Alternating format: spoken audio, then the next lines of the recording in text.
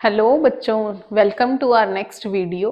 तो जैसा कि हम आज अभी तक हमने 5 चैप्टर्स कर लिए हैं। जिन्होंने अभी तक नहीं देखा है मेरी पिछली वीडियो को आप जरूर विजिट करें, वहां पे जाके देखें। 1 to 5 चैप्टर्स के हम सारे फॉर्मूलाज कर चुके हैं।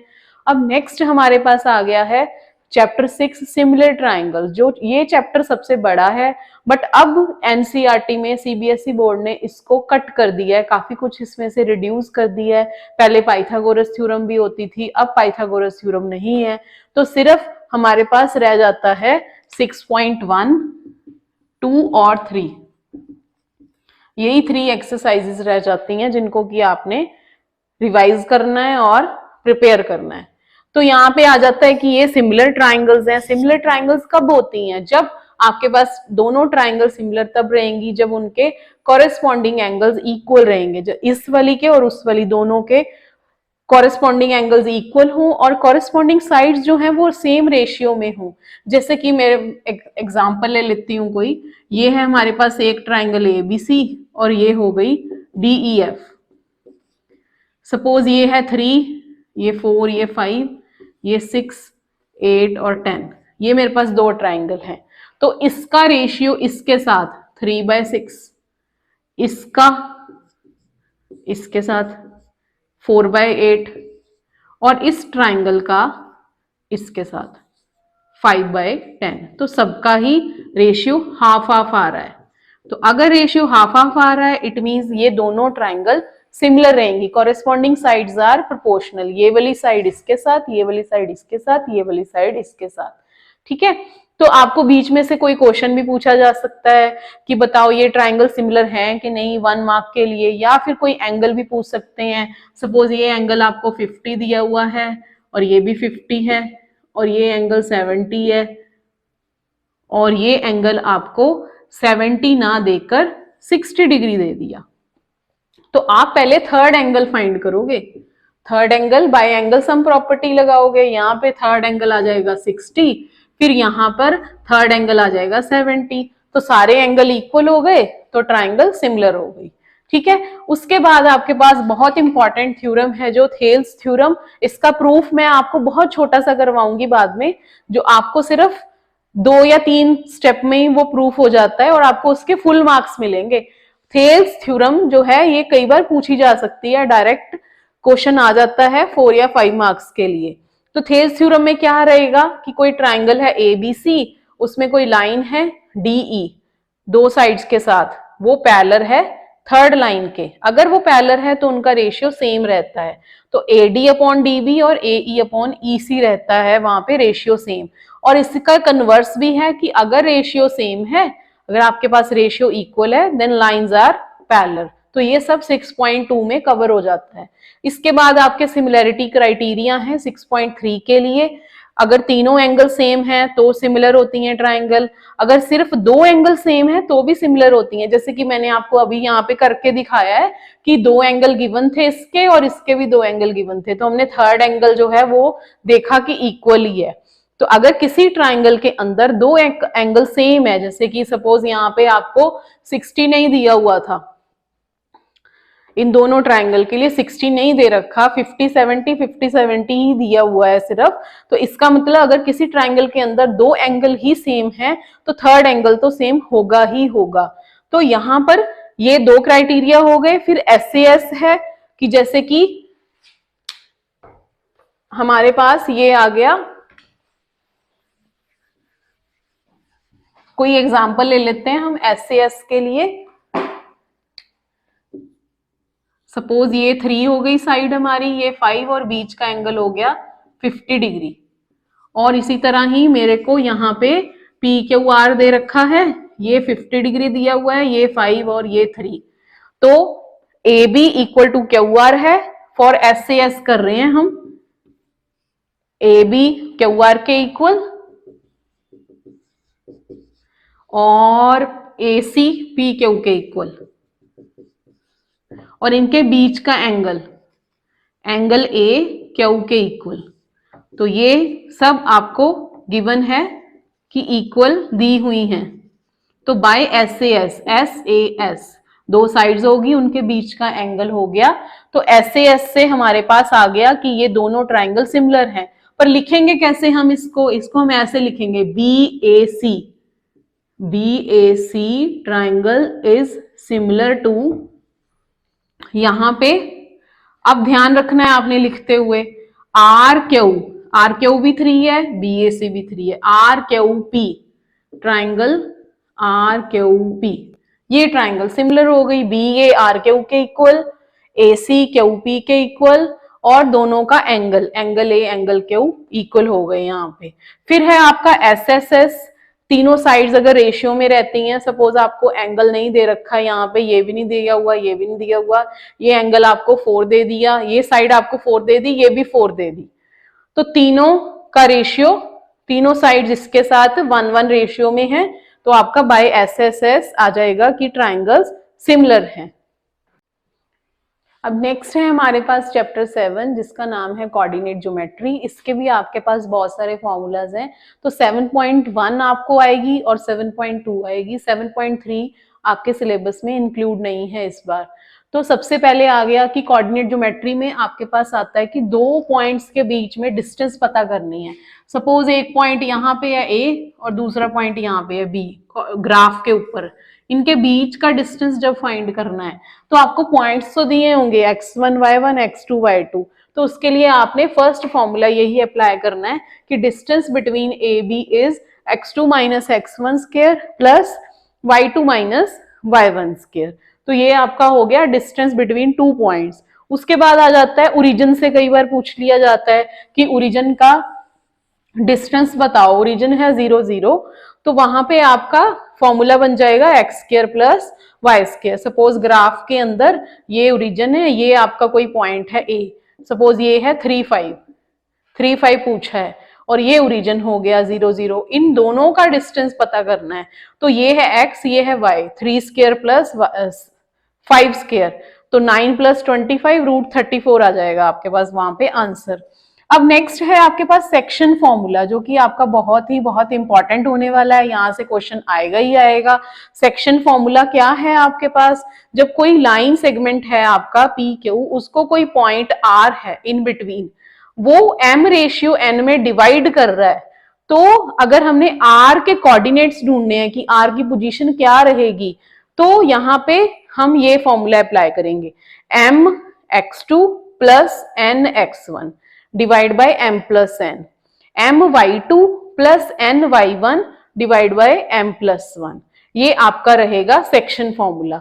और अगर यही सेक्शन फॉर्मूला आपको दे दिया जाए कि ये जी लाइन सेगमेंट है ए बी और इसके कोऑर्डिनेट्स हैं 2 4 और यहाँ है 6 8, तो इनका आपने मिड पॉइंट ढूंढना है, ये हो गया मिड पॉइंट, इसके कोऑर्डिनेट्स क्या रहेंगे, तो उसके लिए आपका ये फॉर्मूला है x1 plus x2, 2 plus 6 divide by 2, 4 plus 8 divide by 2, तो वो वहां से क्या आ जाएगा 8 बाय 2, 12 बाय 2, 4 एंड 6, आपका आंसर आ गया ये कि 4 और 6 जो है वो आपके मिड पॉइंट्स हैं।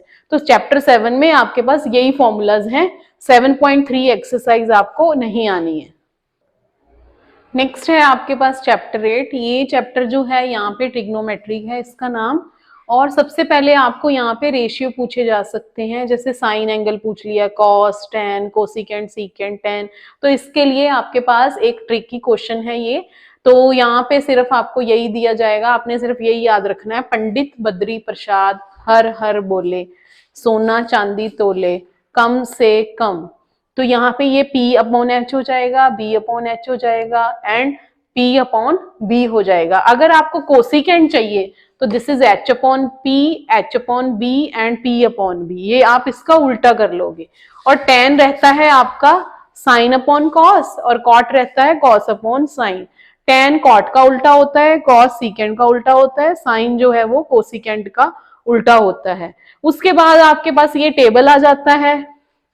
ये टेबल बनाने के लिए आपको सबसे पहले यहाँ पे सिर्फ फर्स्ट लाइन बनानी है, तो फर्स्ट लाइन के लिए क्या लोगे आप, यहाँ पे ले लोगे 0/4 जो तो 0 ही रहेगा, फिर यहाँ लोगे आप 1/4 और उसका रूट 1 1 होता है, रूट 4 2 होता है, इसके बाद आपके पास ये आ जाएगा 2/4 का रूट, तो √2 ये इससे कट हो जाएगा, दिस विल बिकम 1/2, तो 1/2 का रूट 1 का रूट 1 और इसका √2 एज इट इज आ जाएगा। यहाँ पे आपके पास ये 1/√2 आ गया। फिर 60 के लिए आपने ले लेना है 3/4, 3/4 का रूट, ठीक है। इसी तरह आपने 0 1 2 3 करते हुए यहाँ पे 4/4 लेना है, तो ये सारी वैल्यूज आ जाएंगी। फिर इसी का ही आपने उल्टा कर देना है, जैसे कि 1 इधर आ जाएगा, √3/2 इधर आ जाएगा, 1/√2 इधर आ गया, 1/2 0। फिर tan क्या रहेगा आपका, tan मैंने आपको बता दिया, this is sine by cos होता है, तो ये 0/1 0, इसको आप डिवाइड करके 2 से 2 कट जाएगा, 1/√2 1 √3 और नॉट डिफाइंड। फिर इसी तरह सिमिलरली कॉट का आप यहीं से उल्टा लाइन लेके चलोगे। फिर साइन का रेसिप्रोकल होता है आपके पास कोसिकेंड और सीकेंड, दोनों का आप रेसिप्रोकल ले लो, आपकी वैल्यू बन जाएगी। जैसे कोसिकेंड 0 का रेसिप्रोकल नॉट डिफाइन हो गया, उसके बाद ये आ जाएगा 2, ये आ जाएगा आपका √2 और ये आ जाएगा 2/√3 और ये आ जाएगा आपका 1। इसी तरह सीकेंड 1 2/√3 √2 2 और ये नॉट डिफाइन हो जाएगा। इसी तरह आपका एक्सरसाइज 8.4 के लिए आपकी 3 आइडेंटिटीज हैं, sine square plus cos square 1 होता है, 1 plus tan square secant square के इक्वल होता है, 1 plus cot square cosecant square के इक्वल होता है। इन तीनों आइडेंटिटीज को यूज करके आप 8.4 कर सकते हो।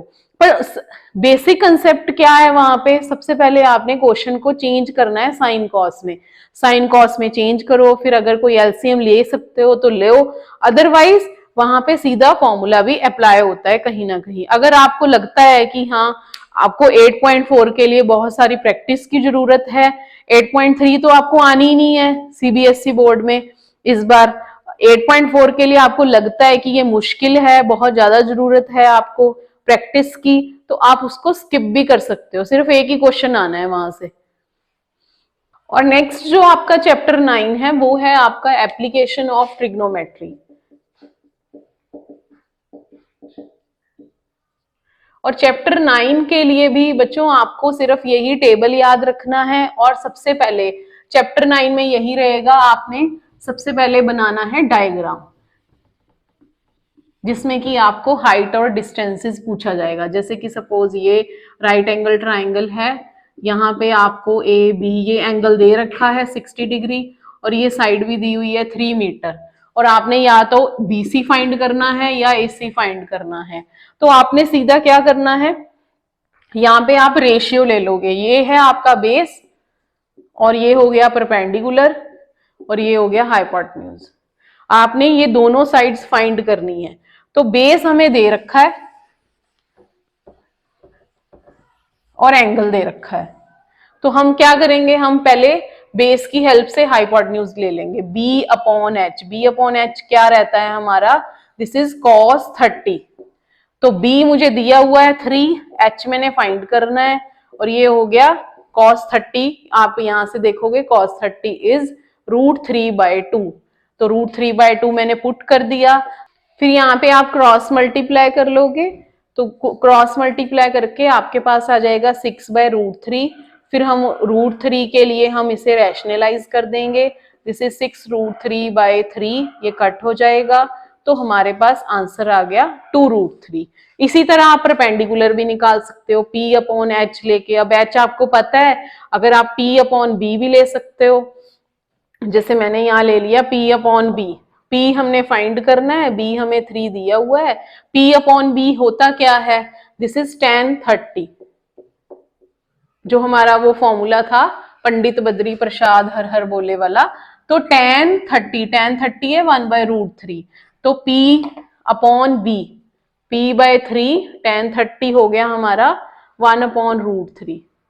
तो इसी तरह क्रॉस मल्टीप्लाई करके हमारे पास आंसर आ गया √3। इसको कट कर लेंगे, √3 इंटू √3 कट होके √3 हमारा परपेंडिकुलर आ गया, हाइपोटेन्यूज आ गया 2√3। तो इस तरह यही आपका 9th चैप्टर में रहेगा, यही आपका टेबल बनेगा। आपको टेबल बनाना आना चाहिए।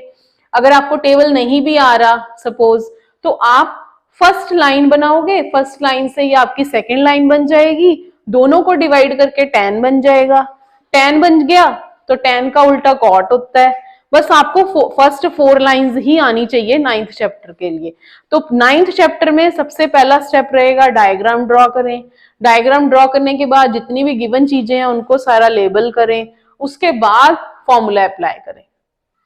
नेक्स्ट है आपके पास चैप्टर 10 सर्कल, जो कि है सिर्फ और सिर्फ टेंजेंट के रिगार्डिंग, कि अगर कोई सर्कल है उसको कोई लाइन टच कर रही है तो उसे हम कह देते हैं टेंजेंट लाइन। और टेंजेंट लाइन जो है, tangent is always perpendicular to radius, it makes 90 degree angle with radius. ये हो गई सर्कल की रेडियस।